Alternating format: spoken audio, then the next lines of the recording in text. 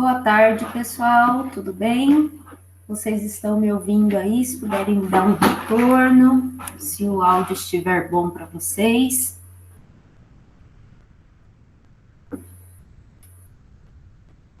Ok, pessoal, então boa tarde.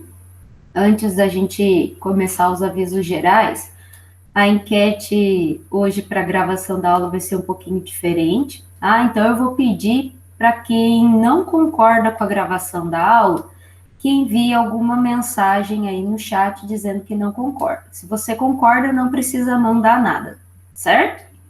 Então, só dá um tempinho aí para vocês responderem quem não concorda com a gravação da aula, por favor. Caso alguém não concorde.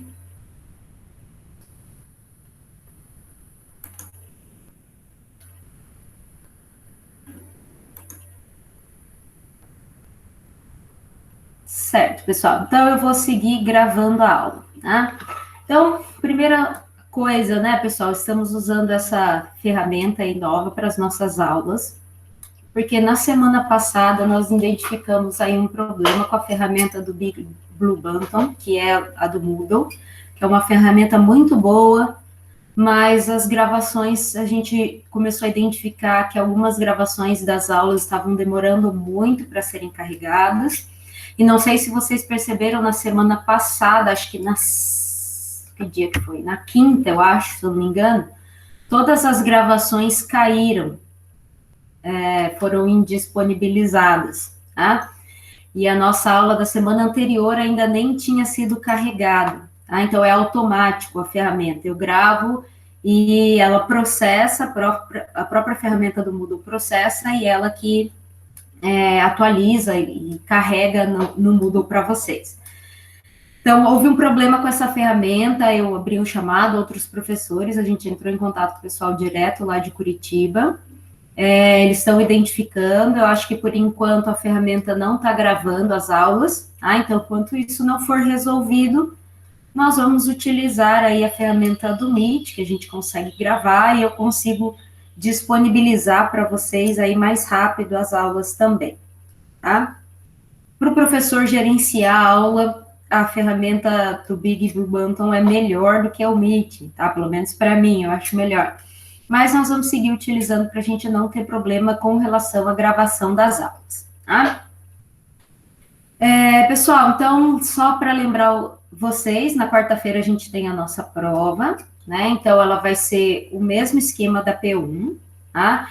Então, às 11h10, eu vou abrir uma sala de aula para quem quiser conectar e iniciar a prova. Então, a partir das 11h10 da quarta-feira, a prova vai ser disponibilizada para vocês. E eu vou abrir uma sala de aula virtual para caso você queira conectar, esteja fazendo a prova e queira tirar alguma dúvida, eu estarei disponível para isso por 2 horas aula. Então, das 11h10 até o 12h50. Após esse período, eu não estarei mais disponível para a dúvida, tá? Eu vou aumentar um pouquinho mais o tempo de prova, tá? Para vocês resolverem a P2, que eu acho que é uma prova, é a prova mais difícil do semestre, não quero assustar vocês nem nada disso, vocês têm total condições de fazer a prova, tá, pessoal? Mas é que ela exige mais mesmo, exige mais tempo de raciocínio de vocês perceberam isso pelas listas de exercício, né? Então, eu vou dar um tempinho a mais para vocês realizarem a prova, tá? O questionário vai ficar disponível por 24 horas, então o questionário vai se encerrar às 11h10 do dia 1º, né, do 10, na quinta-feira. Então, vocês terão esse período aí para realizar a prova. Lembrando que a partir do momento que vocês acessarem, vocês terão aí, não sei ainda, mas inicialmente, o que eu estou projetando, 2h40, tá, para fazer a prova e enviar os arquivos, tá bem? Eu vou ainda pensar se eu aumento um pouquinho mais esse tempo, se for necessário, tá bom? Vou terminar as questões aqui, e se eu ver que for necessário, eu dou mais tempo ainda para vocês fazerem as provas. Então, pessoal, sejam organizados no envio dos arquivos, Aí vem os arquivos na forma retrato, não paisagem, para me facilitar a minha correção. Vocês vão poder enviar arquivos de texto ou arquivos de imagem também. Eu prefiro que vocês enviem em PDF, porque para mim é mais fácil para correção. Ok? Então, da provinha era isso, de avisos. E a nossa próxima aula síncrona vai ser no dia 5/10, na próxima segunda-feira. P-aluno a gente vai fazer seguida aqui da nossa aula, assim que a gente concluir, a gente já segue para os atendimentos. Alguém gostaria de fazer alguma pergunta?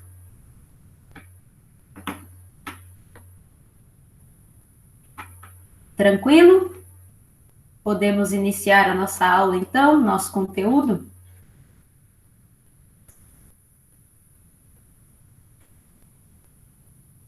Certo, pessoal. Então, eu vou compartilhar uma janela aqui com vocês do meu PDF. Vocês estão vendo o meu PowerPoint aí? Se puderem me dar uma resposta se o PowerPoint está disponível. Sim? Beleza, pessoal. Então, olha, eu vou manter o PowerPoint, não vou colocar em modo apresentação, tá? Porque senão eu não consigo ver o chat. E aí, se vocês tiverem alguma dúvida, eu não vou conseguir responder, não vou conseguir acompanhar, tá? E como eu sei que vocês são muito tímidos e ninguém quer ligar o microfone durante a aula, então, para manter o chat aqui disponível para mim, para eu conseguir visualizar, eu vou seguir com esse modo mesmo, sem apresentação do PowerPoint, tá? Muito bem, pessoal. Então, estamos falando de convecção de massa. Então, na sexta-feira passada, eu disponibilizei o vídeo inicial, né, da introdução à convecção mássica. Eu sei que foi tarde, não tem problema, tá? A gente vai conseguir falar algumas coisas sobre o vídeo hoje, mas alguém já conseguiu assistir aquela aula 14, a parte 1?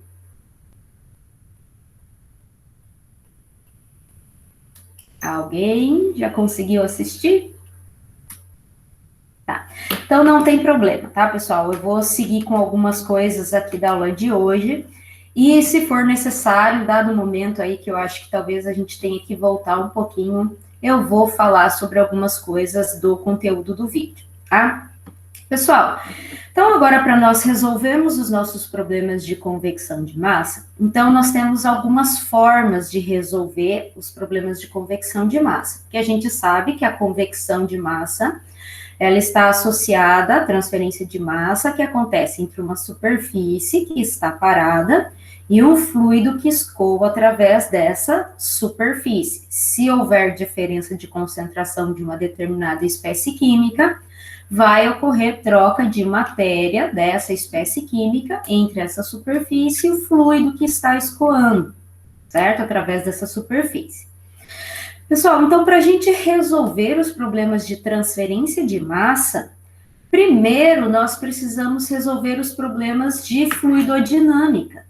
Quando eu falo fluidodinâmica, eu quero dizer que nós precisamos conhecer, por exemplo, o perfil de velocidade que se forma conforme eu escoo um determinado fluido numa superfície. Tá? Não adianta eu querer resolver a convecção diretamente sem resolver a fluidodinâmica, né? Então, isso a gente já falou um pouquinho em outras aulas, em outros momentos. Deixa eu só ver que tem alguém pedindo permissão para entrar aqui. Aí. Então, pessoal, pensando nessa convecção, vocês concordam que conforme eu tenho o fluido escoando através da superfície, há a formação de o que nós chamamos camada limite, certo? Vocês já ouviram, dependente de se você já assistiu o vídeo da última aula ou não, mas, por favor, me respondam se vocês já ouviram esse termo em outro momento no curso, que é camada limite. Vocês já estudaram camada limite em algum momento do curso? Ou sabem o que é a camada limite?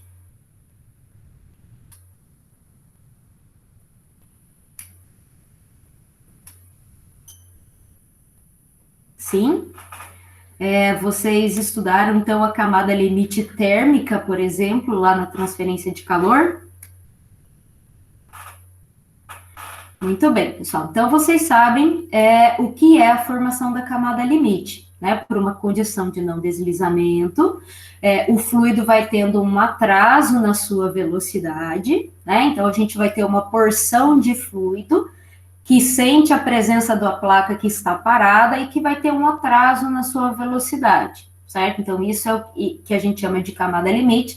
E dentro da camada limite, nós temos um perfil de velocidade que se forma lá dentro, certo?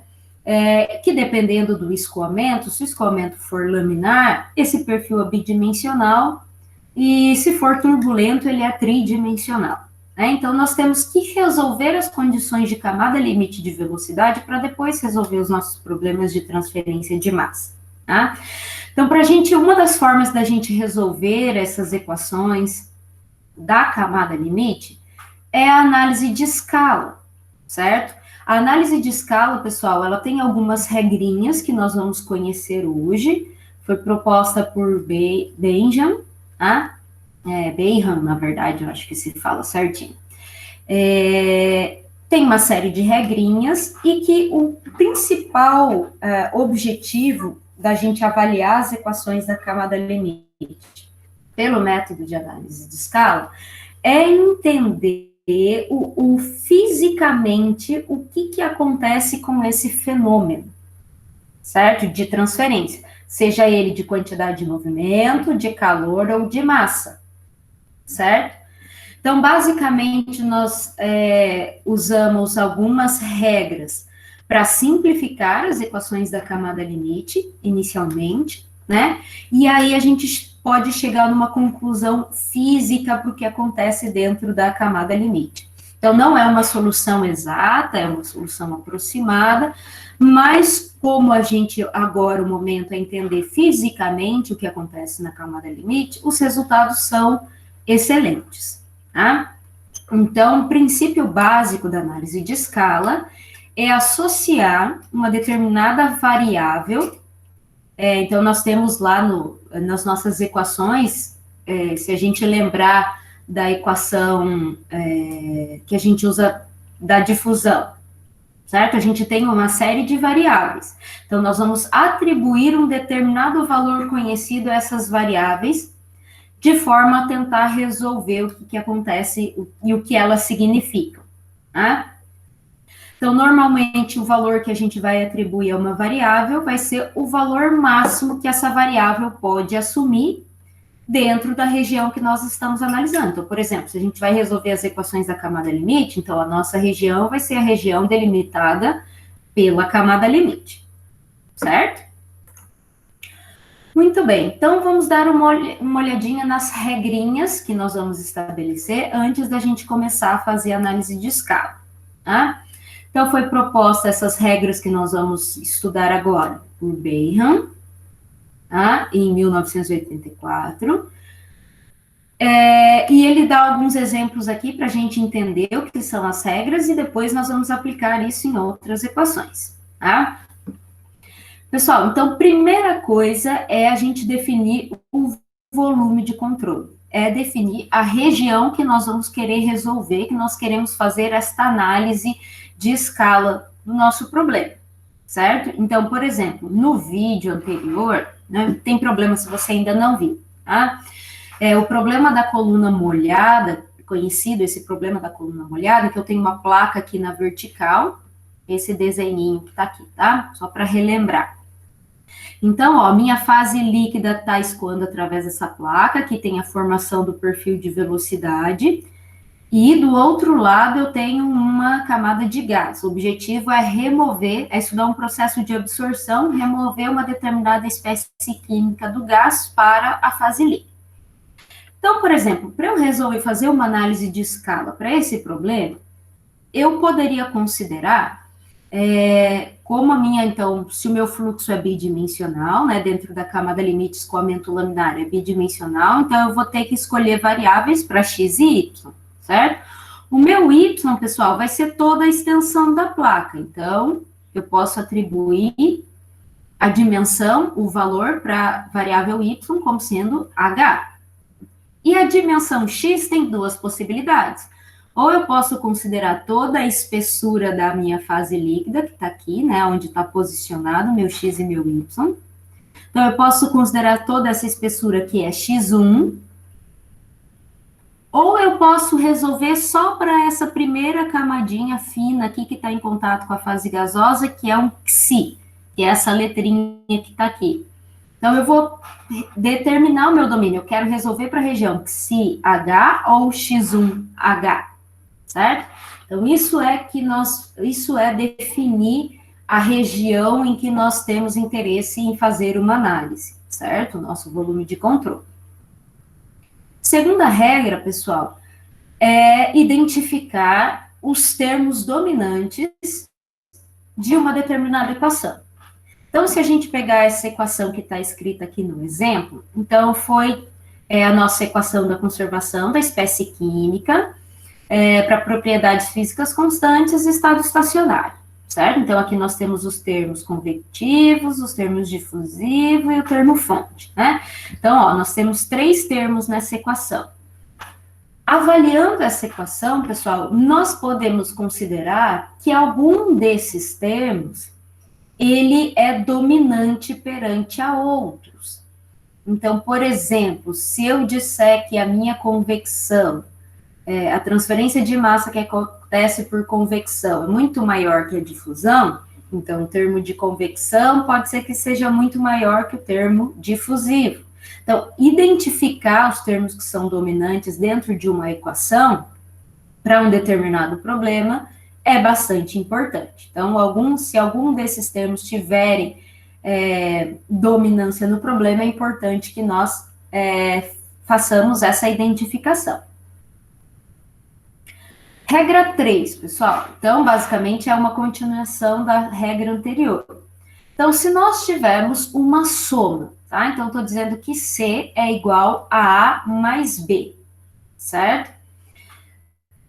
Nessa soma, então, eu quero encontrar a ordem de magnitude de C. Tá? Então, nós vamos falar sempre não de valores exatos, mas nós vamos falar em ordem de grandeza de uma variável, tá? Quando a gente faz análise de escala. Que a gente vai aproximar valores, né? Como a gente falou lá no início.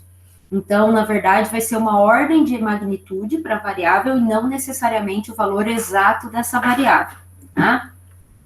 Então, se eu observar lá de acordo com a regra 2, que o A é dominante perante o B, ou seja, a ordem de magnitude da variável A. Então, esse θ maiúsculo significa ordem de magnitude. Então, a ordem de magnitude do A for muito, muito maior que a ordem de magnitude do B, então eu vou poder dizer que a ordem de magnitude da variável C vai ser da mesma ordem de magnitude da variável A. Ok? E assim é feito essa consideração de ordem de magnitude se tiver uma subtração também. Tá? Identificar que um termo é dominante perante a outro. Ok? Agora, se houver essa soma de 2 termos, mas eu sei que o A e o B, eles têm a mesma ordem de magnitude, ou seja, nenhum é dominante perante ao outro. Então, aqui que é importante de observar. Então, a ordem de magnitude do C vai ser igual à ordem de magnitude do A, que é igual à ordem de magnitude do B, certo? Eu não vou somar as ordens de magnitude quando os 2 termos forem importantes. Por quê, pessoal? Porque aqui o nosso objetivo não é achar o valor exato das variáveis, resolver de forma exata, mas sim interpretar e encontrar o que os termos da minha equação significam em termos de ordem de grandeza, em ordem de magnitude, certo? Então, a gente não vai precisar realizar essa soma. Se os 2 termos forem importantes, a ordem de grandeza do C vai ter a mesma ordem de magnitude do A, que tem a mesma ordem de magnitude do B. E a regra 5, se for um produto, tá? Então, um produto, P é igual a A vezes B. Então, essa é a nossa equação, tá? Então, a ordem de magnitude do produto P vai ser a ordem de magnitude do A vezes a ordem de magnitude do B, certo? Então, é diferente da regra da soma ou da subtração, certo? Então, quando a ordem de magnitude de um determinado, houver algum determinado produto, a ordem de magnitude dele vai ser a ordem de magnitude do A vezes a ordem de magnitude do B. E a mesma coisa se houver uma razão. Então, a ordem de magnitude, se eu tenho, aqui vamos, não era o P, tá? Aqui era o R. É esse R aqui, a ordem de magnitude do R, tá, pessoal? Então, a ordem de magnitude dessa razão é a ordem de magnitude do A dividido pela ordem de magnitude do B, certo? Então, a notação que a gente está usando aqui nessas regras, como vocês já perceberam, é o til, né, que a gente está usando no lugar da igualdade. Então, a gente não vai usar igualdade porque não é uma solução exata, por isso que nós vamos usar esse til aí, que significa mesma ordem de magnitude. O θ, que indica que é a ordem de magnitude de uma determinada variável. E os símbolos maior, menor, né? Isso nós vamos trabalhar também com esses símbolos matemáticos. Pessoal, até aqui, alguma dúvida sobre as regrinhas?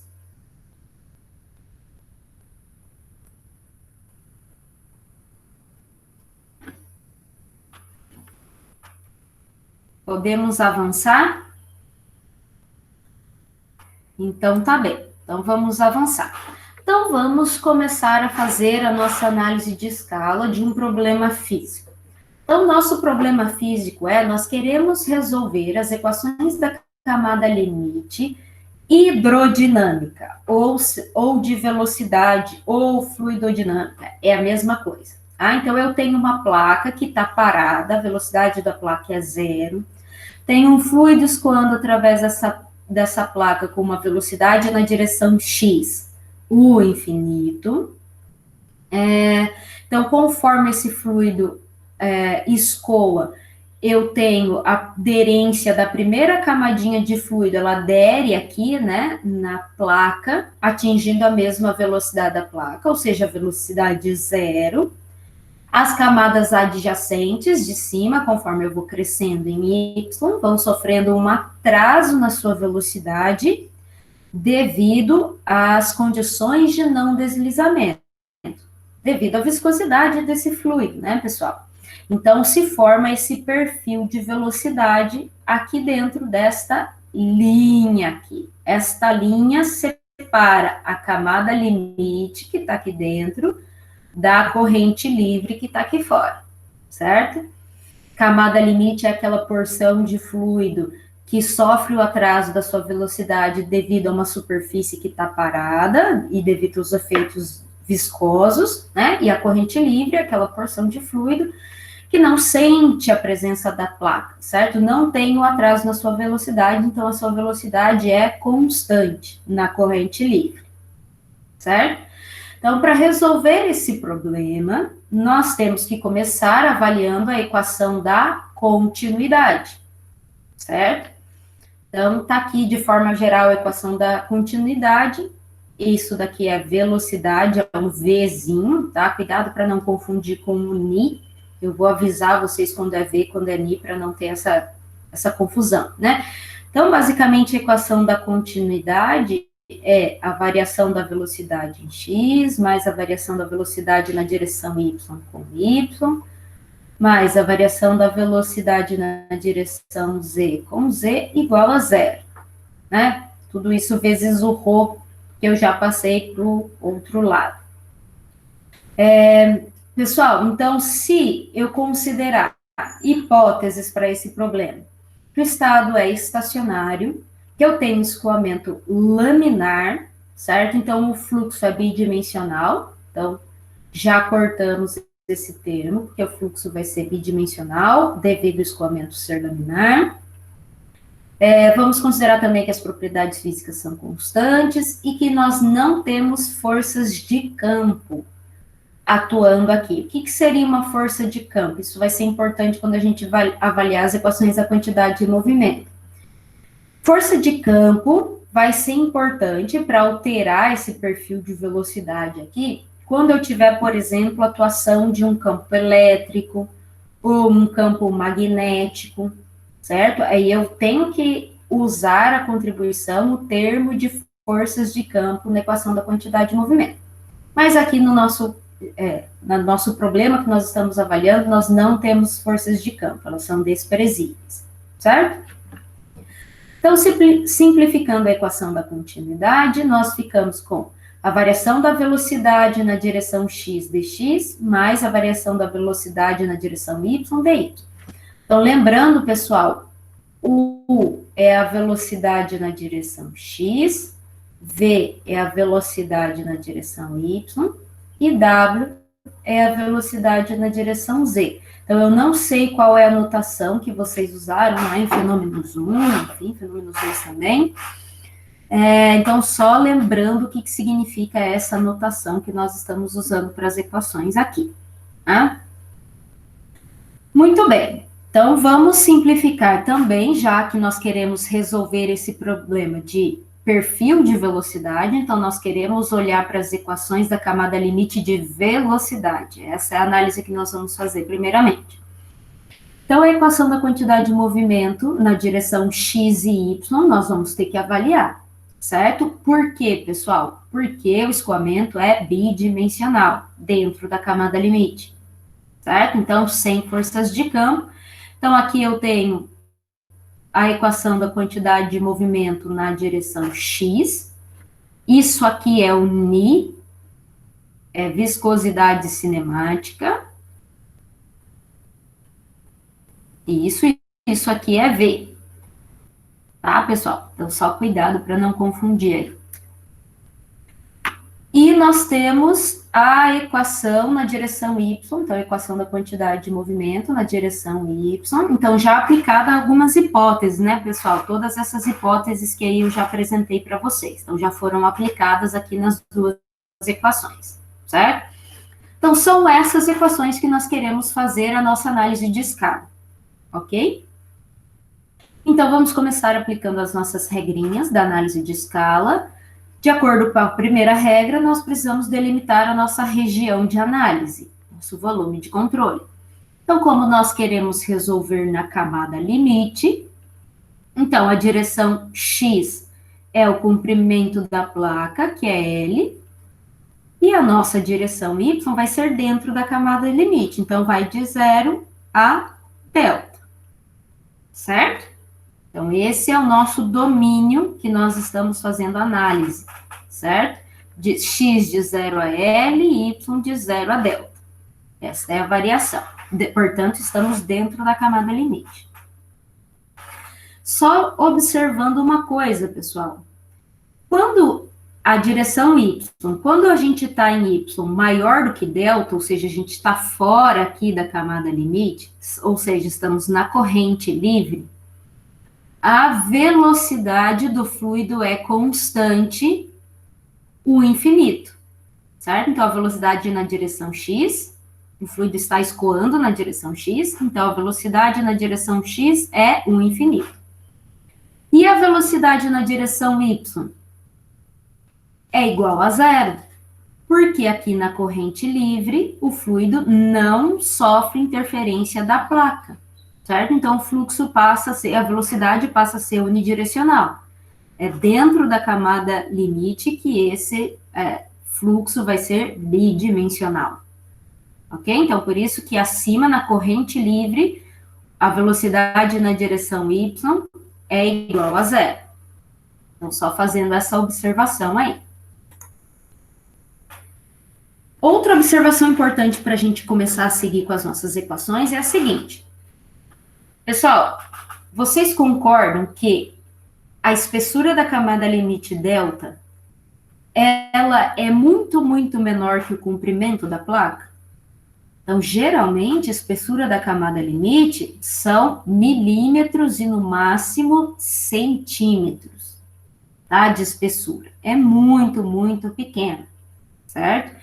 Então, sim, nós podemos dizer que delta é muito, muito menor que L. Então, o meu domínio, a minha região em Y vai ser muito, muito menor que X, certo? Porque o delta representa a nossa direção Y e o L representa a nossa direção X. Então, pessoal, qualquer variação que for feita com relação a Y vai ser muito maior, muito mais sentida do que qualquer variação em X. Porque X é muito maior que Y. Para a gente entender isso melhor, então vamos imaginar que a gente tem um copo de água e a gente coloca o dedo nesse copo de água e tira rapidinho. Põe e tira. Então, vocês concordam que a gente vai ver uma ondulação, né? Uma movimentação nesse copo de água, concorda? Se eu tirar e colocar o dedo bem rápido, vai ser uma movimentação uma alteração bastante considerável. Agora, se eu fizer a mesma coisa num lago, e no lago colocar o dedo e tirar rapidão, aonde vocês acham que a gente vai observar uma maior variação do movimento do líquido? No copo ou no lago? No copo, porque a gente provocou uma movimentação em algo que a dimensão é muito menor, no caso do copo, do que do lago, que a dimensão é muito maior. Então, por isso que as dimensões, as variações realizadas em X vão ser muito menores que as variações realizadas com relação a Y. E, portanto, as derivadas segundas também. Então, isso são coisas que a gente vai usar mais lá para frente da nossa análise. Ok? Entendido até aqui, pessoal?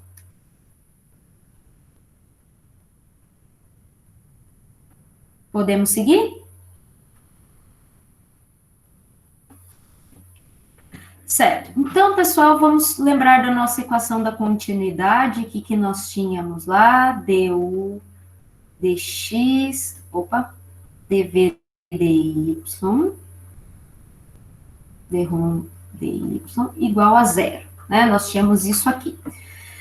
Pessoal, então vamos começar a olhar para o du dx, certo? Vamos começar a atribuir valor para isso. Primeiro, pessoal, quando a gente tem a derivada, nós vamos substituir esta derivada por um delta, certo? Então, a derivada substituindo por delta, dρ de u vai ser delta 1, dρ de x vai ser delta x. E agora nós vamos atribuir valores para esses deltas. Então, lembrando, o ΔX vai do início até o final da placa, né? Então, o final menos inicial, L menos 0, certo?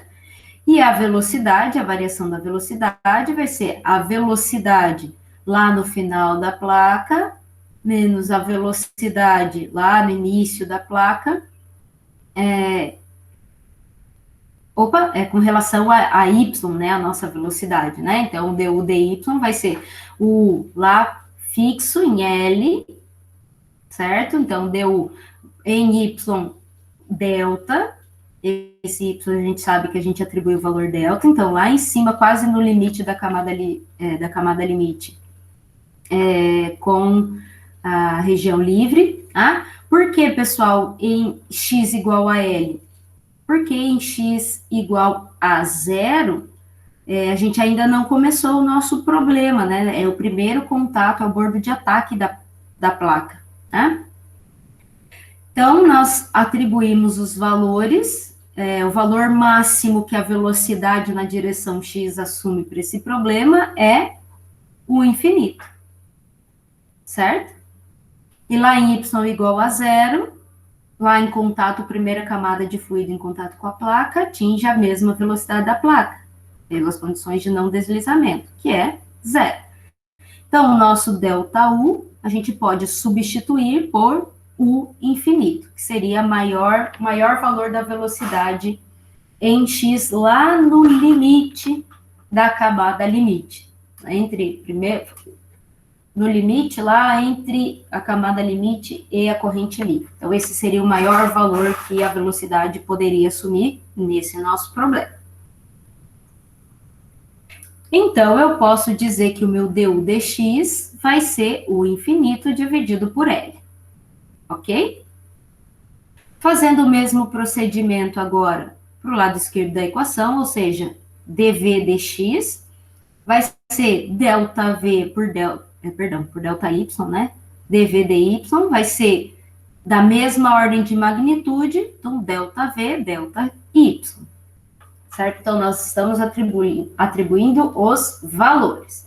O Y a gente vai de 0 a delta, né? E o dV, pessoal, qual é a velocidade máxima que ele pode assumir? Dentro da camada limite, né? Porque na corrente livre é 0. Então, vai ser uma velocidade V que a gente não conhece. Então, como a gente não sabe, não faz a menor ideia do que vai ser essa velocidade na direção Y, essa decomposição da velocidade, nós vamos deixar aqui por um valor aí V, certo?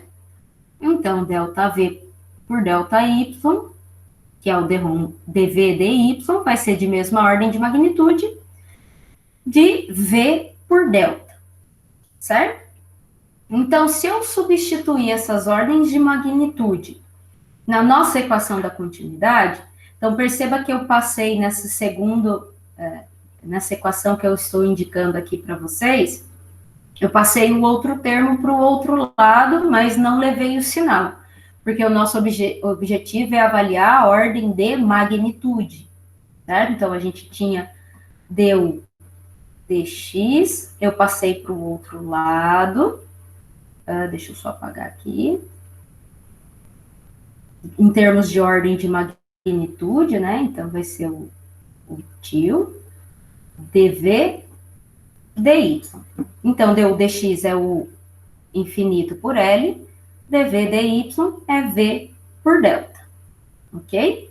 Então, essa é a primeira relação que nós encontramos da nossa análise de escala para a equação da continuidade. Vamos guardar essa informação, porque agora nós vamos analisar as equações da quantidade de movimento, e ela vai ser importante na avaliação da próxima equação, certo? Então, fizemos a análise de escala para a equação da continuidade. Então, agora, vamos olhar as nossas equações de Navier-Stokes para a direção x e para a direção y, certo? Então, eu reescrevi as equações aqui, na direção x e na direção y, certo? E vamos avaliar esses termos aqui das duas equações, pessoal, que eu sinalizei em vermelho, tá? Então, lembrando, pessoal, que a variação em x, de qualquer, seja a velocidade em qualquer direção, tanto u quanto v, vai ser menor do que a variação dessa velocidade na direção y, certo? Como nós avaliamos anteriormente. É o exemplo do copo e do lago. Ok? Então, pessoal, já que o termo de variação em x, ele vai ser muito pequeno, então o dominante é a variação em y, certo? Então, eu posso reescrever aí as equações, como foi posto aqui, mantendo apenas o termo de variação da velocidade com y nas duas equações, certo? Então, sobrou esse termo e sobrou esse termo aqui, ok? Então, já aplicamos aquela consideração que a gente fez anteriormente. Para continuarmos a resolver, a fazer a nossa análise de escala, nós vamos separar os termos da equação para a gente avaliar por partes, para não bagunçar muito o nosso entendimento.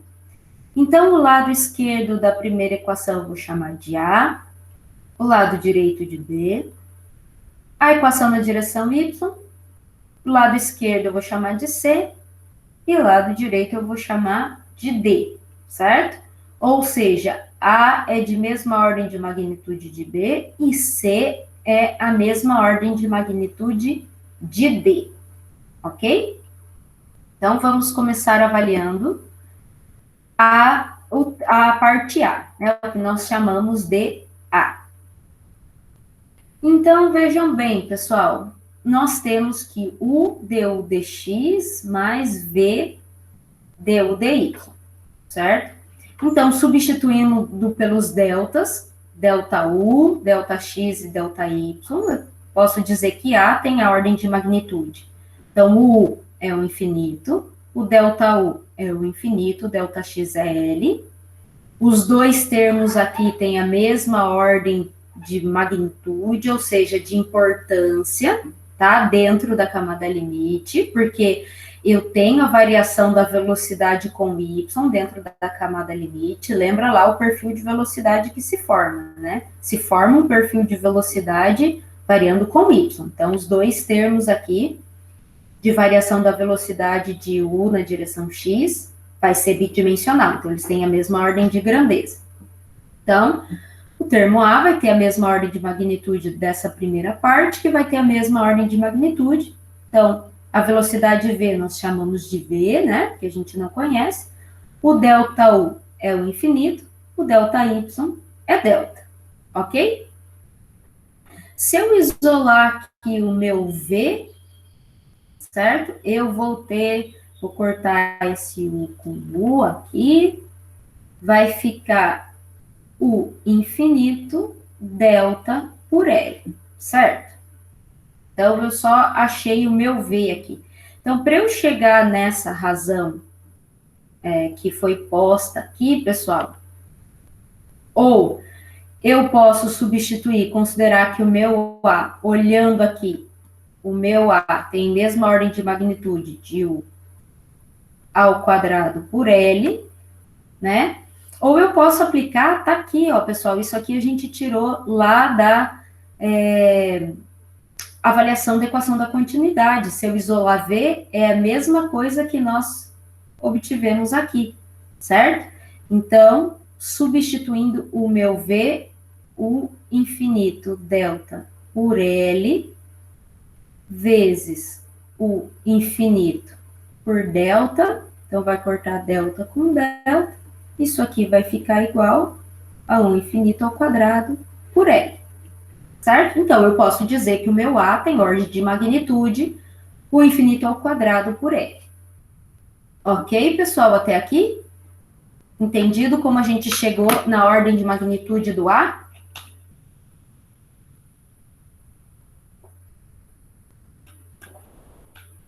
Preciso que vocês me dêem um retorno para eu saber que vocês estão acompanhando a análise, pessoal. Slide anterior. Que parte? Vamos lá.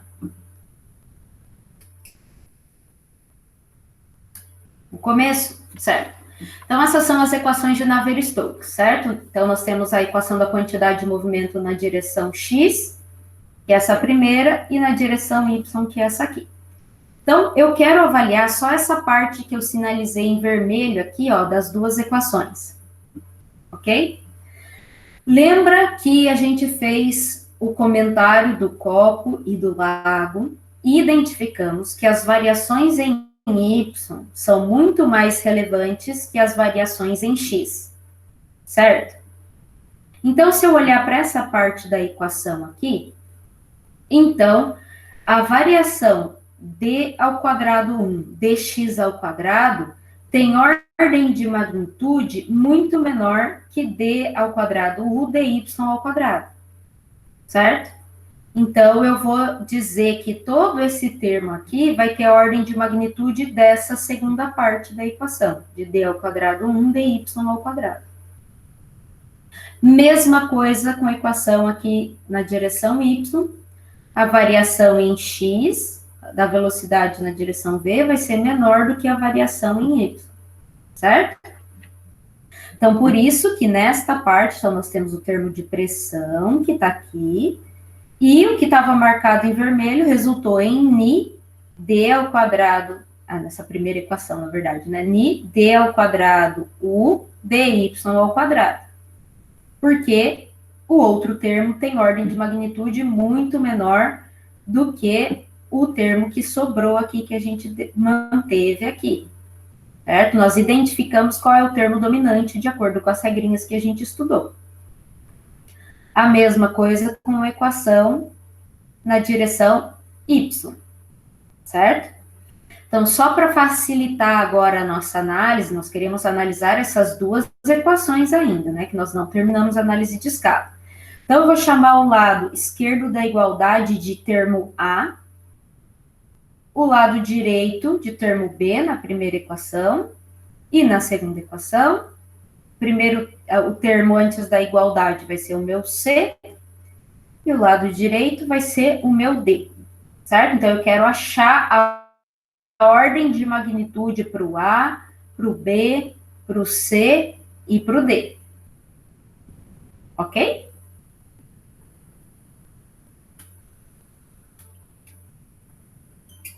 E o sinal, lembra que o sinal para a gente não é importante, nós queremos achar ordem de magnitude, não valores exatos. Certo? Então, nós queremos olhar apenas ordem de grandeza, ordem de magnitude. Muito bem. Então, aqui nós substituímos a nossa equação. Deixa eu apagar tudo aqui para a gente fazer de novo.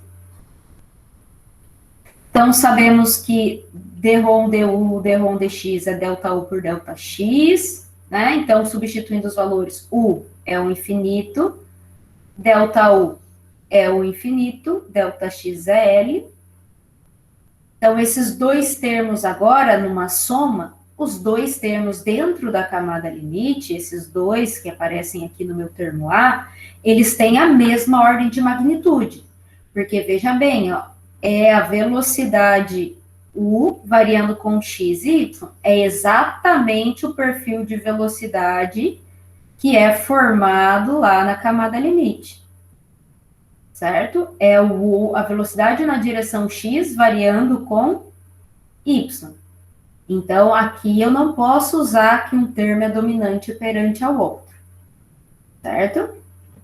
Então, substituindo os termos, então, o A tem a mesma ordem de magnitude do primeiro termo, que tem a mesma ordem de magnitude do segundo termo na soma. Lembra que a gente tinha soma C igual a A mais B. Quando os dois termos têm a mesma ordem de magnitude, o produto vai ter a mesma ordem de magnitude dos dois termos. E substituindo os valores para o segundo termo, é V, ΔU é o infinito, ΔY é delta. Certo?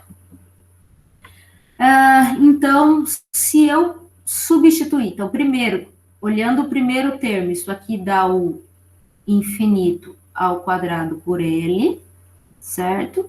Esta parte, se eu aplicar o que a gente obteve na análise de escala, lá na equação da continuidade, que é isso aqui, ó, isso aqui diz que V é igual ao infinito por ΔL, certo? Se eu substituir isso aqui no lugar desse V, certo? Então, fica o infinito, delta por L, infinito por delta. Corto delta com delta, vai ser igual a 1 infinito ao quadrado por L. Então, nós chegamos, pela análise de escala, qual é a ordem de magnitude do termo A, da equação da quantidade de movimento da direção x. Então, A tem a ordem de magnitude, o infinito ao quadrado por L. Vamos fazer a mesma coisa com o termo C, certo? Que é esse aqui, que é o primeiro termo do lado da igualdade, do lado esquerdo, da equação na direção y, da quantidade de movimento. Então, dando os valores para as nossas variáveis, U é o infinito, ΔV é V, ΔX é L. Então, os dois termos têm a mesma ordem de magnitude, como a gente já falou, dentro da camada limite, o fluxo é bidimensional, no escoamento laminar, né? Então, ΔV é V, ΔY é delta e V é o próprio V, que a gente não sabe que valor é esse, certo? Se a gente fizer a mesma coisa, pessoal, aqui, substituir esse V, né, que nós encontramos aqui, da equação da continuidade, se nós substituirmos aqui no nosso termo, nós vamos chegar nessa mesma resposta. Posso substituir aqui e posso substituir aqui, né? Então, o meu C vai ser o infinito, o meu V é o infinito delta sobre L, dividido por L, certo? Então, isso aqui é a mesma ordem de magnitude de U ao quadrado sobre L, só vou colocar em evidência ali delta por L, que é o que nós colocamos aqui. Então, identificamos que o nosso C tem ordem de magnitude U ao quadrado por L vezes delta por L. Tá? Então, é só uma forma diferente de escrever, eu só não coloquei o L ao quadrado aqui, vocês já vão entender o porquê, porque nós vamos usar a equação nesse formato. Tá? Então, encontramos a ordem de magnitude para o A e para o C. Ok? Beleza até aqui? Sim. Então, pessoal, retomando, nós temos o nosso A e temos o nosso C. Então, vejam bem, aqui no C, ó, pessoal, o infinito ao quadrado por L é o nosso próprio termo A. Certo? Tá aqui. Então, eu posso dizer que o C tem ordem de magnitude de A vezes delta por L. Concordam com isso? Isso é válido, né? Então, pessoal, se a gente sabe que o delta é um número muito menor que L, então essa razão delta por L vai dar um número muito pequeno que multiplicado pelo A vai dar um valor muito, muito menor que o próprio A. Concorda? Eu vou pegar um número muito pequeno e multiplicar por A. Então, o resultado dessa multiplicação, A vezes um número aqui muito pequeno, é o C. Então, se o resultado disso vai diminuir esse valor de A, então eu posso dizer que o C vai ser muito menor que o próprio valor de A. Concordam? Alguém se perdeu aqui?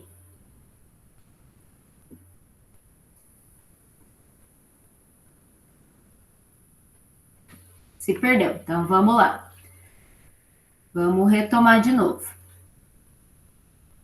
Ó, então, aqui dentro do nosso C, da ordem de magnitude do C, nós temos o infinito ao quadrado por L, que é o próprio A. Então, eu chamei isso aqui de A.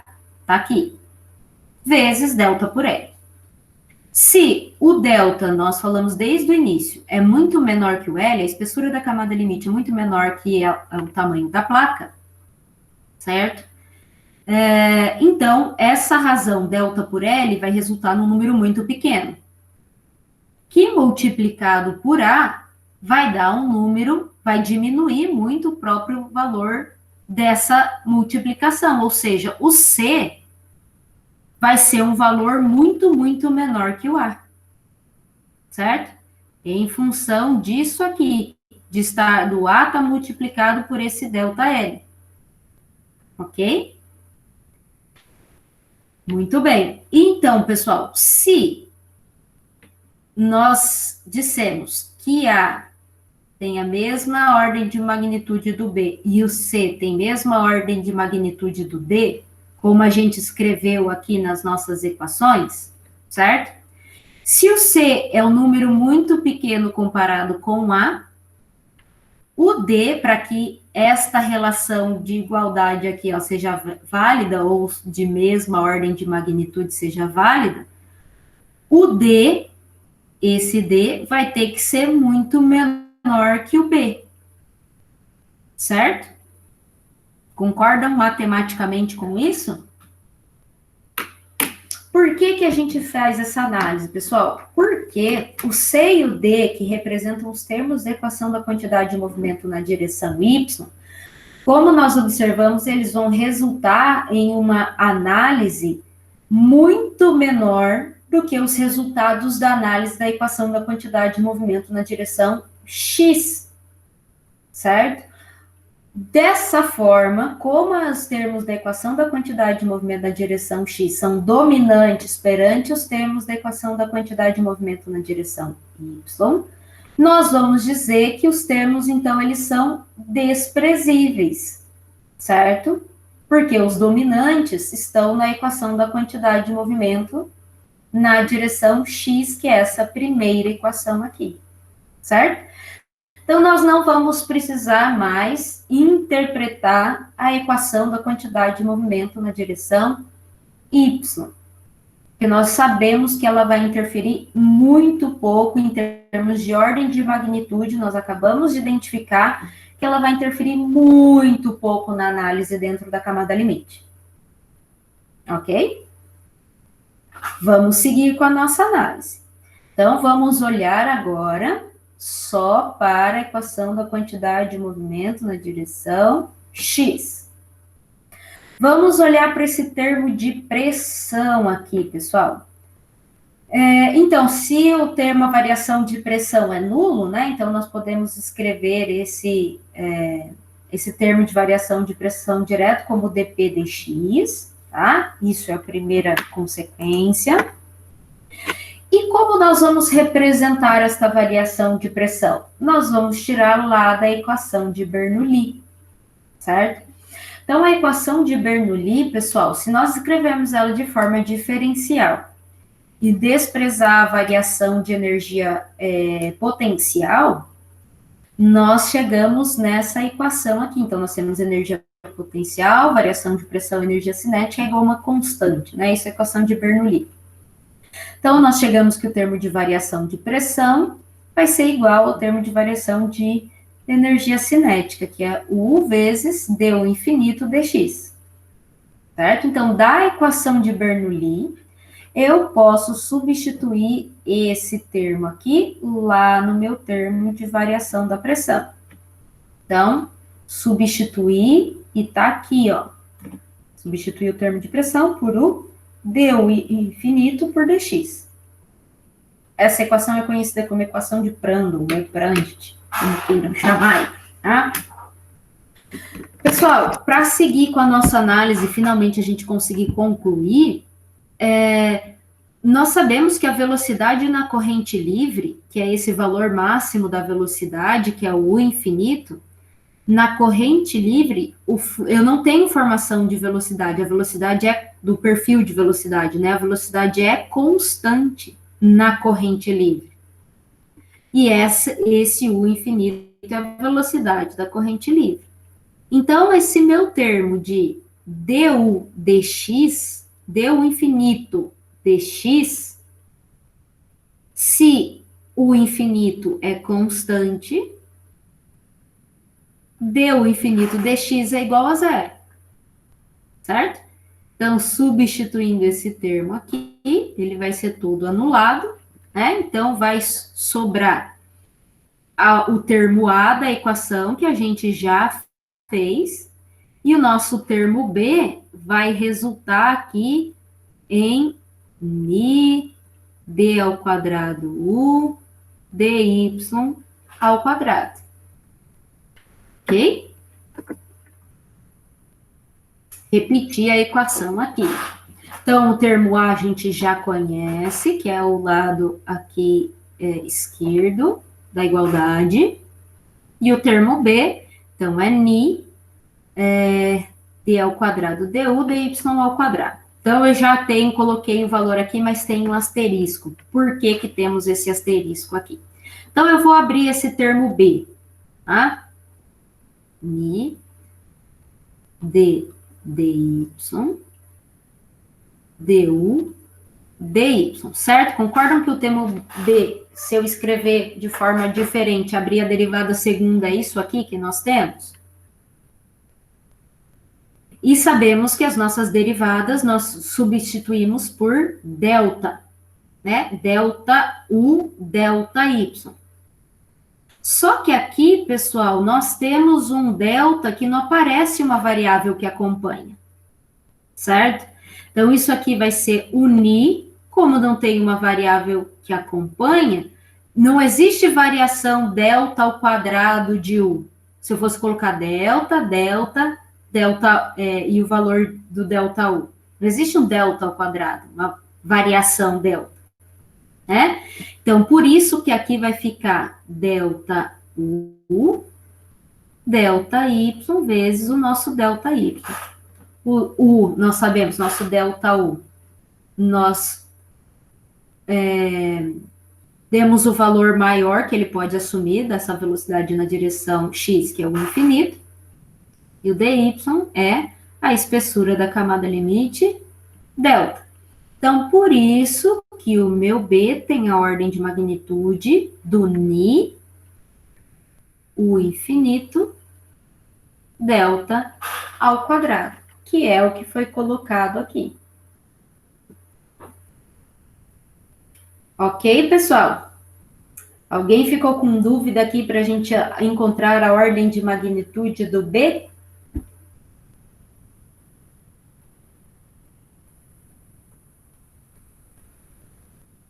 Podemos seguir?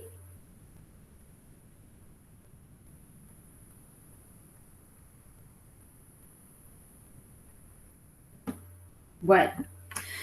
Então, pessoal, a nossa equação era o A tem a mesma ordem de magnitude do B. Então, substituindo o A, era U infinito ao quadrado por L, mesma ordem de magnitude do B, ni por U delta ao quadrado.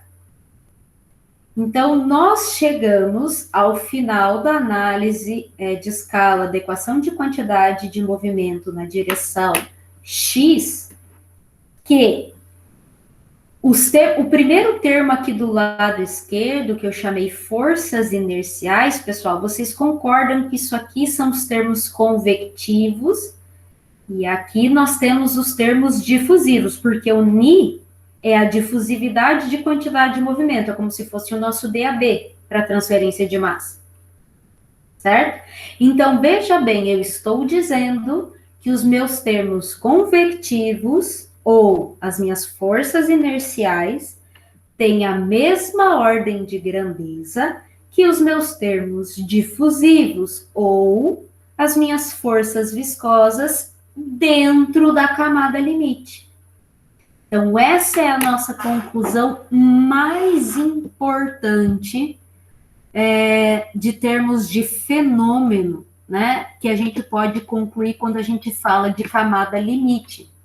Ou seja, a camada de limite de velocidade, tanto os termos convectivos quanto os termos difusivos, eles são igualmente importantes quando a gente resolve a convecção dentro da camada limite. Claro, a nossa análise foi para a camada limite hidrodinâmica ou de velocidade em regime laminar. Certo? Então, isso aqui, pessoal, é espetacular, esse resultado, que é essa análise de escala simples, sem ter que resolver de forma exata todas essas derivadas parciais, de forma a aplicar apenas um exercício mental de atribuir valores ali para a gente entender as ordens de magnitude. O resultado dela é exatamente o mesmo resultado que a gente obtém quando a gente resolve de forma exata as equações do perfil de velocidade dentro da camada limite, de velocidade para um regime laminar, certo? Então, isso aqui, pessoal, esse resultado nos diz muita coisa sobre o fenômeno de transporte em regime laminar. Tá? Então, dentro da camada limite, eu não vou poder desprezar os termos difusivos comparado aos convectivos, porque eles têm a mesma ordem de relevância na camada limite. Certo? Entendido essa conclusão? Então, fizemos tudo isso só para dizer que os termos inerciais têm a mesma ordem de magnitude que os termos viscosos. Nós não poderíamos ter essa conclusão se a gente não resolvesse as equações da camada limite de alguma forma, mesmo que tenha sido uma forma simples, que é a análise de escala. Certo? Agora, Passei aqui demais. Vamos voltar aqui. Pessoal, agora, e na corrente livre? Tá? Isso aqui para corrente livre. Se nós fizéssemos análise de escala para corrente livre, o que vocês esperam encontrar de relação entre os termos inerciais e os termos viscosos? Qual símbolo nós vamos substituir aqui no lugar dessa interrogação? Lembrando que na corrente livre, o y é maior que o delta, né? O delta é a nossa espessura da camada limite, e que lá a velocidade é o infinito, a velocidade na direção x e é constante, e a velocidade na direção y, na corrente livre, é zero. Porque não tem nada que mude o escoamento, transforme o escoamento e tenha que decompor a velocidade em outra direção. Então, alguém sabe me dizer o que a gente pode dizer em relação a essa ordem de magnitude dos termos inerciais e termos viscosos, tratando de corrente livre?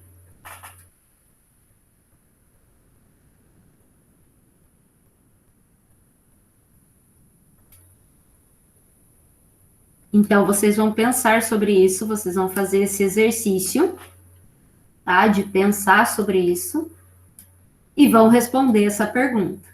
Tá? Pensa, não precisa fazer análise de escala, pensa em termos físicos.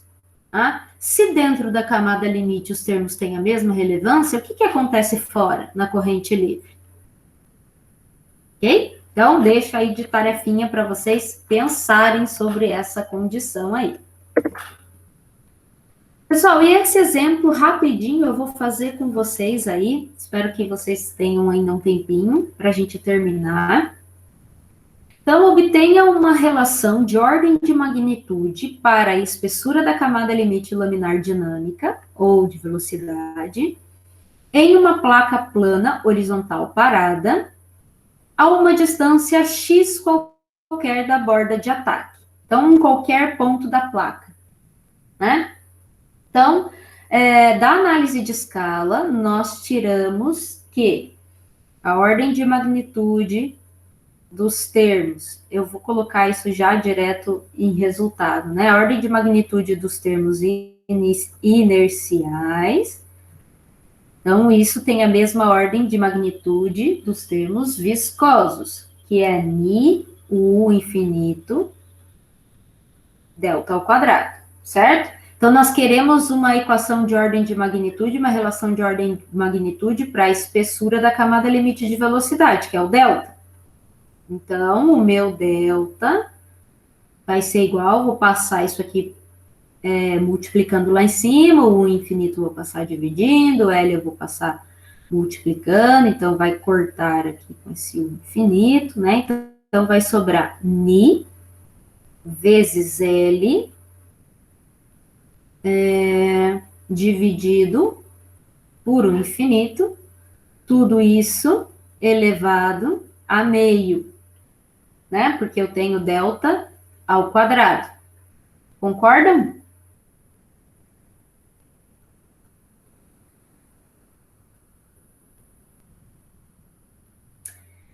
Relembrando o que é o número de Reynolds para qualquer posição x, pessoal. Reynolds local. É velocidade vezes a posição x, que eu quero calcular o número de Reynolds, vezes ni, né? Bom, nós podemos encontrar algo parecido aqui na espessura da camada limite. Primeira coisa, pessoal, nós sabemos que o nosso L, que é o comprimento da placa, foi a nossa dimensão x, certo? Então, nós não queremos uma espessura para a camada limite lá no final da placa, na dimensão L. Nós queremos em qualquer ponto da placa. Então, nós podemos substituir esse L por x. Então, eu posso dizer que delta tem a ordem de magnitude de ni vezes x dividido pela velocidade elevado a meio. Bom, pessoal, eu não coloquei esse número de Reynolds aqui à toa. né? Nós temos algo semelhante aqui dentro do parêntese na espessura da camada limite. Só que observem que esse x está na ordem errada aí, né, para o número de Reynolds. Então, vejam bem, se a gente fizer o seguinte passo matemático, então nós temos o ni vezes x sobre o infinito. Se eu multiplicar e dividir por x, certo? Nós vamos ficar com delta, tem a ordem de magnitude de ni, x ao quadrado, o infinito, vezes x elevado a meio, certo? Agora sim, nós temos aqui, ó, o que é isso aqui?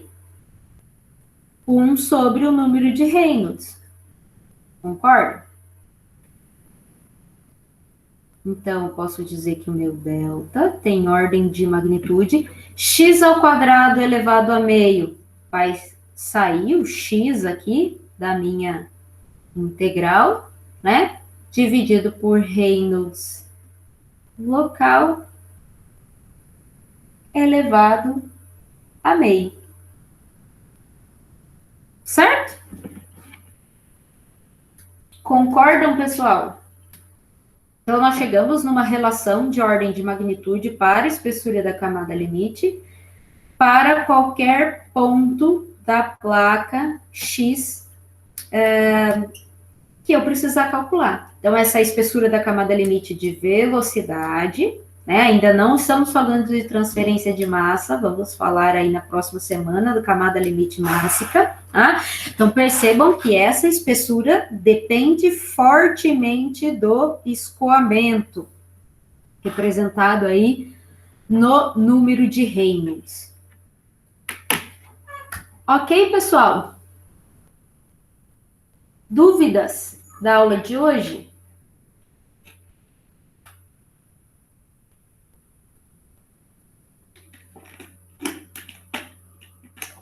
Um tempinho aí para quem tiver dúvidas da aula de hoje.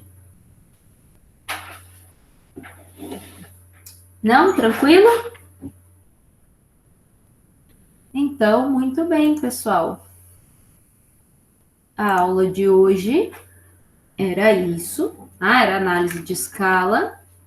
Essa semana vou gravar mais uns vídeos aí para a gente falar um pouquinho sobre o coeficiente convectivo de transferência de massa, tá?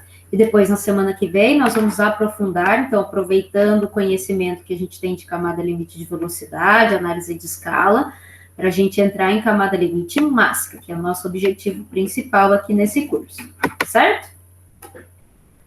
Muito bem, então a aula de hoje era isso, pessoal. Vou interromper a gravação aqui agora. Quem não precisar de atendimento está dispensado da aula de hoje.